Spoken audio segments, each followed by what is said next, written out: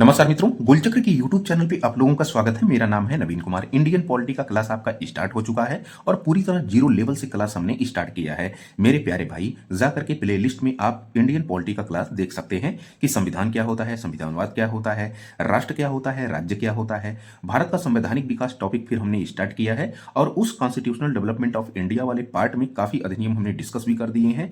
आज बारी है बड़ी इंपॉर्टेंट टॉपिक की, 1858 का भारत सरकार अधिनियम। बहुत इंपॉर्टेंट टॉपिक है, चाहे वो प्रारंभिक परीक्षा हो या फिर जो है यूपीपीसीएस या यूपीएससी की मुख्य परीक्षा हो, दोनों को जो है डायमेंशन से बेहद इंपॉर्टेंट टॉपिक है। तो इसके बैकग्राउंड को पढ़ने वाले हैं, साथ ही साथ इसमें क्या कुछ प्रावधान किए गए थे उसको भी पढ़ने वाले हैं। तो पहले बैकग्राउंड पढ़ते हैं। अब समझना जरा, 1858 का भारत सरकार अधिनियम पढ़ने से पहले एक साल पहले जाते हैं तो हमको मिलता है 1857 का विद्रोह। 1857 का विद्रोह उत्तर भारत की तरफ काफी ज्यादा सक्रिय रहा। आप देखते हैं लखनऊ में विद्रोह हुआ, बरेली में विद्रोह हुआ, अवध वाला पूरा क्षेत्र, फैजाबाद, है ना, और इसके अलावा दिल्ली में, झांसी में, इलाहाबाद में, है ना, असम में। तो ये काफी जो है काफी ज्यादा जो है यहाँ पर सक्रिय रहा ये विद्रोह। अंग्रेजी सरकार पूरी तरह डैमेज हो जाती है, अंग्रेजी सरकार का काफी लॉस होता है। वो सोचती है कि कहीं इस उपनिवेश, इस विद्रोह से हमारा जो भारत पर उपनिवेश है वो समाप्त ना हो जाए। तो ऐसे में अंग्रेजी सरकार काफी सतर्क हो जाती है। उतने समय महारानी विक्टोरिया थी। महारानी विक्टोरिया ने क्या किया कि जितने भी जिम्मेदार पद थे, चाहे बोर्ड ऑफ डायरेक्टर हो, बोर्ड ऑफ कंट्रोल हो, गवर्नर जनरल का पद हो, है ना, ईस्ट इंडिया कंपनी का शासन हो, सबको समाप्त कर देती हैं। कौन सा अधिनियम ला करके? 1858 का भारत सरकार अधिनियम ला करके। और अपने हाथों को जो पूरा भारत का ब्रिटिश क्षेत्र है वो अपने हाथों में पूरे भारत के ब्रिटिश क्षेत्र को सेंट्रलाइज कर लेती हैं, केंद्रीकृत कर लेती हैं। तो उसी के आधार पर थोड़ा सा बैकग्राउंड हम देखेंगे कि क्यों लाया गया और उसके प्रावधान को पढ़ेंगे, ठीक है ना। अब यहाँ पे देखना जरा, 1857 का विद्रोह, इसको हम प्रथम स्वतंत्रता संग्राम या फिर सिपाही विद्रोह इत्यादि के नाम से जानते हैं। अंग्रेजी सरकार का इसमें काफी लॉस हुआ और जब अंग्रेजी सरकार का लॉस हुआ तो ऐसे में जो है अंग्रेजी सरकार को ये लगा कि हमको अब प्रशासनिक सुधार की आवश्यकता महसूस हो रही है। तो उसके लिए ये 1858 का अधिनियम लाया गया। ब्रिटिश सरकार का भारत पर प्रभाव मजबूत करना था। भाई डैमेज तो हुआ था ना, भारतीयों का विश्वास तो उठा था ना। तो इन सब चीजों को लेकर के भारतीयों के विश्वास को बनाए रखने के लिए, सारा कुछ जो है मेंटेन करने के लिए, प्रशासनिक राजनीतिक सुधार इत्यादि के लिए क्या किया गया, 1858 का अधिनियम लाना पड़ा। भारतीयों के असंतोष को शांत भी करना था। सैन्य एवं प्रशासनिक सुधार की आवश्यकता भी थी। क्राउन को, अब क्राउन क्या कहें, मतलब कि भारत को क्राउन, सीधे क्राउन के अधीन लाना था, मतलब कि ताज या सम्राट के अधीन लाना था। अच्छा, एक चीज हमने ये पढ़ा था कि ईस्ट इंडिया कंपनी के अंतर्गत संविधान का विकास, तो 1773 के रेगुलेटिंग एक्ट से हमने देखा था कहां तक, 1853 के चार्टर एक्ट तक। लेकिन यहां पर चूंकि जो है 1858 का अधिनियम ला करके ईस्ट इंडिया कंपनी के शासन को समाप्त कर दिया जाता है।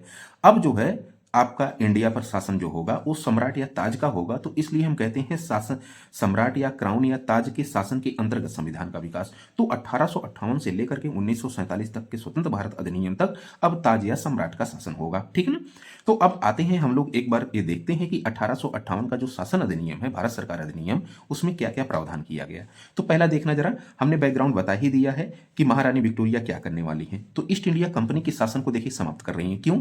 उनका मानना था कि जितने भी बड़े पद हैं सारे पद जिम्मेदार हैं 1857 के विद्रोह के लिए। इनसे हमारी जो है छवि धूमिल हुई है, हमारा काफी लॉस हुआ है। तो ये जो है इसके लिए हम इसको जो है समाप्त करेंगे। तो ईस्ट इंडिया कंपनी के शासन को समाप्त करके सीधे ब्रिटिश क्राउन के हाथों में केंद्रीकृत कर दिया गया। क्या केंद्रीकृत कर दिया गया? भारत के जो है शासन व्यवस्था को, ठीक है। अब नेक्स्ट पॉइंट देखना कि जो निर्देशक मंडल है, जिसको हम बोर्ड ऑफ डायरेक्टर कहते हैं, और नियंत्रक मंडल बोर्ड ऑफ कंट्रोल कहते हैं, इसको भी समाप्त कर दिया गया।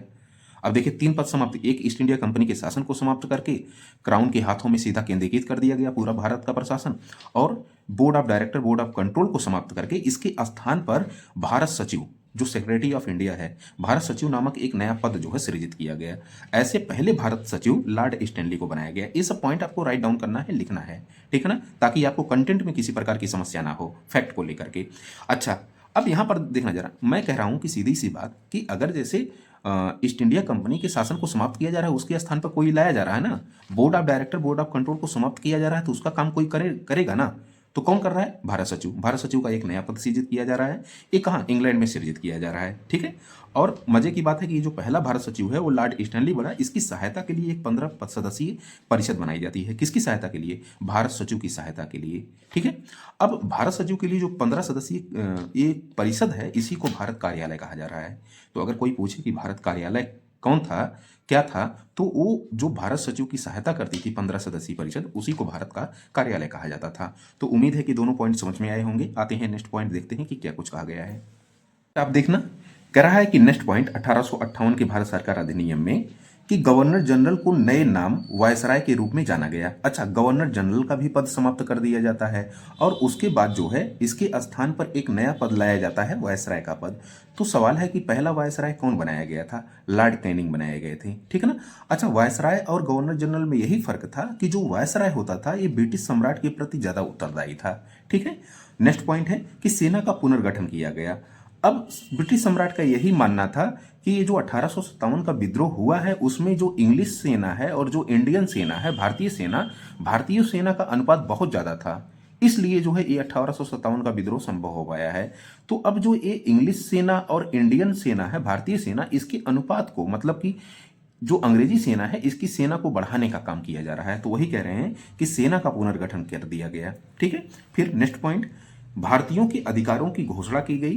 अच्छा, भारतीयों के अधिकारों की घोषणा करने के कारण इस अधिनियम को भारतीयों के अधिकारों का मैग्ना कार्टा भी कहा जाता है, ठीक है ना, उसको भी आपको याद रखना है।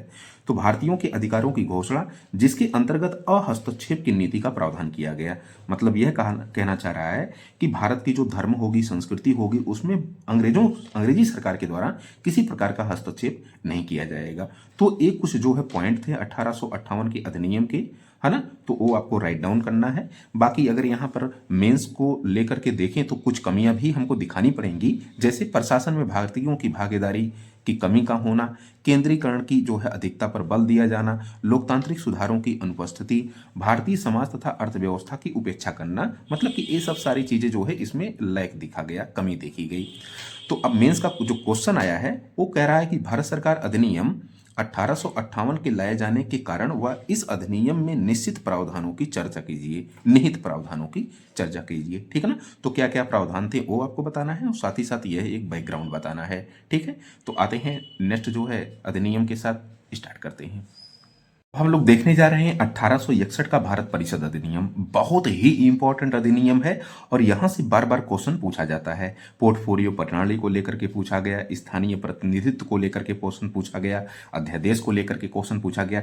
बार बार यहां से यूपीपीसीएस और यूपीएससी में क्वेश्चन पूछे जा रहे हैं।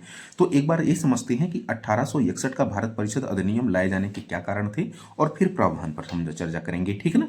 तो यहां पर देखना जरा कि कह रहा है कि प्रशासन के विकेंद्रीकरण की आवश्यकता महसूस हो रही थी, इसलिए 1861 का भारत परिषद अधिनियम लाया गया। फिर विधायी कार्यों में सुधार की मांग हो रही थी, इसलिए लाया गया। फिर 1857 के विद्रोह का प्रभाव अभी भी दिखाई दे रहा था। फिर ब्रिटिश सत्ता को मजबूती प्रदान करना। तो ये कुछ जो है उद्देश्य थे जिसके कारण 1861 का भारत परिषद अधिनियम लाया गया। अब इसमें पहला पॉइंट देखना जरा, एक एक पॉइंट हम देखकर चलते हैं और समझाते हुए चलते हैं। पहला पॉइंट कह रहा है कि पहली बार गवर्नर जनरल की विधान परिषद में भारतीयों को गैर सरकारी सदस्य के रूप में नामित किया गया। अच्छा, यहां पर देखना जरा कि जो गवर्नर जनरल ऑफ इंडिया था उसमें क्या प्रावधान किया गया कि उसकी जो विधान परिषद थी उसी की विधान परिषद में पहली बार भारतीयों को गैर सरकारी सदस्य के रूप में जो है नामित करने का एक प्रावधान किया गया। और जो नॉमिनेट करेगा वो कौन करेगा? गवर्नर जनरल ऑफ इंडिया करेगा भारतीयों को। वो भारतीय क्या कहलाएंगे? गैर सरकारी सदस्य। और सरकारी सदस्य कौन होंगे? वो अंग्रेज होंगे, ठीक है ना। तो ये भारतीयों को खैर दिखाने के लिए कि भारतीय जनता को देखिए कि हम आपके कैंडिडेट को नियुक्त कर रहे हैं, आप लोग विद्रोह वगैरह ना करिए, बस इतनी सी बात है, इससे अलावा और कुछ नहीं। और जो ये लोग नियुक्त भी किए जा रहे हैं ना, ये पूरी तरह इनके जो है शरीर से और चमड़ी से भले इंडियन लगते हो लेकिन पूरी मानसिकता इनकी जो है क्या थी? विदेशी ही थी या अंग्रेजी ही थी।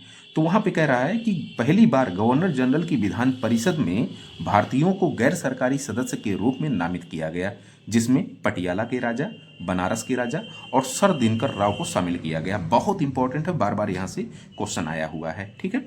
दूसरा पॉइंट देखिए, कह रहा है कि शक्ति का विकेंद्रीकरण किया गया। शक्ति का विकेंद्रीकरण अब समझना जरा कि बंबई और मद्रास की जो विधायी शक्तियां वापस ले ली गई थी, मतलब कि गवर्नर जनरल ऑफ इंडिया के अधीन रखी गई थी 1853 के चार्टर एक्ट के तहत, अब वो शक्तियां बंबई और मद्रास को वापस कर दी जाती हैं। तो यहां पर विकेंद्रीकरण की देखिए शुरुआत हो रही है। केंद्रीकरण कब अपनाया गया? 1833 के चार्टर एक्ट के तहत, ठीक है ना। अब यहाँ पर विकेंद्रीय मतलब कि जो है शक्तियां उनको वापस दी जा रही हैं, किनको? बम्बई और मद्रास के गवर्नर को, कि अपना विधायी कार्य आप अपने पास रखिए, ठीक है ना। तो ये दूसरा पॉइंट बहुत इंपॉर्टेंट पॉइंट है। आते हैं नेक्स्ट। नेक्स्ट जरा देखना कि प्रावधान हम चर्चा कर रहे हैं 1861 के भारत परिषद अधिनियम की। नेक्स्ट प्रावधान है वायसराय को अध्यादेश जारी करने की शक्ति दी जाती है। अब समझना जरा, यहाँ पर आप किताबों में भी पढ़ सकते हैं, लेकिन आपका मास्टर जब तक ये ना बताए ना कि साहब 1861 के अधिनियम में तो वायसराय को अध्यादेश जारी करने की शक्ति दी जाती है, लेकिन अगर क्वेश्चन पूछे कि गवर्नर जनरल को अध्यादेश जारी करने की शक्ति और भारत के राष्ट्रपति को अध्यादेश जारी करने की शक्ति किस अधिनियम के तहत दी जाती है, तो भारत शासन अधिनियम 1935 आपको लगाना है, ठीक है ना। तो ये आपको फर्क लेकर चलना है। अगर वायसराय के अध्यादेश को पूछे तो 1861 का भारत परिषद अधिनियम, अगर वहीं पे गवर्नर जनरल ऑफ इंडिया और या फिर जो है पूछे कि भारत के राष्ट्रपति को पावर कहां से मिली, तो वो जो है 1935 के भारत शासन अधिनियम से लिया गया है, ठीक है।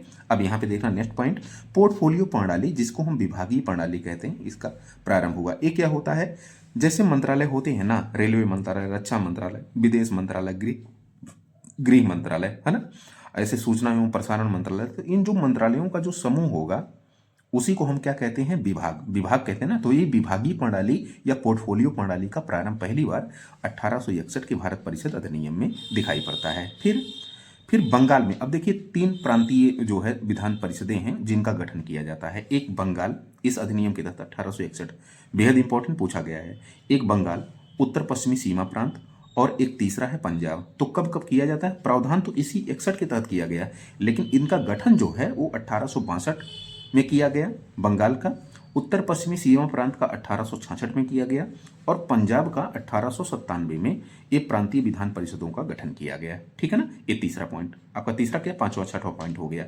फिर नेक्स्ट पॉइंट है गवर्नर जनरल की कार्यपालिका परिषद का विस्तार किया गया, और इसमें 5वां सदस्य नामित या सम्मिलित किया गया, और 5वें सदस्य का न्यायविद होना जरूरी था। अब समझना जरा मेरे प्यारे भाई, 1773 का रेगुलेटिंग एक्ट हमने बताया था, और बताया था कि 4 सदस्य जो गवर्नर जनरल ऑफ बंगाल है उसके लिए सहायता करेगा। कौन? फिलिप फ्रांसिस, वर्नेल, मांसल और क्लेवरिंग, ये 4 सदस्य थे।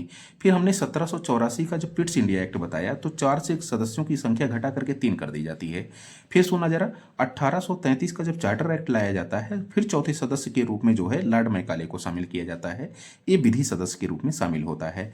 फिर आपका याद आता है 1861 जो हम पढ़ा रहे हैं, यहाँ पर फिर देखिए 5वां सदस्य लाया जाता है, और 5वां सदस्य कैसा था? ये न्यायविद था। फिर उसके बाद एक शाही उपाधि अधिनियम लाया जाता है 1876। 1876 के अंतर्गत जो है एक छठा जो है एक सदस्य जोड़ा जाता है, जिसको लोक निर्माण विभाग दिया गया था। क्या दिया गया था? लोक निर्माण विभाग, ठीक है।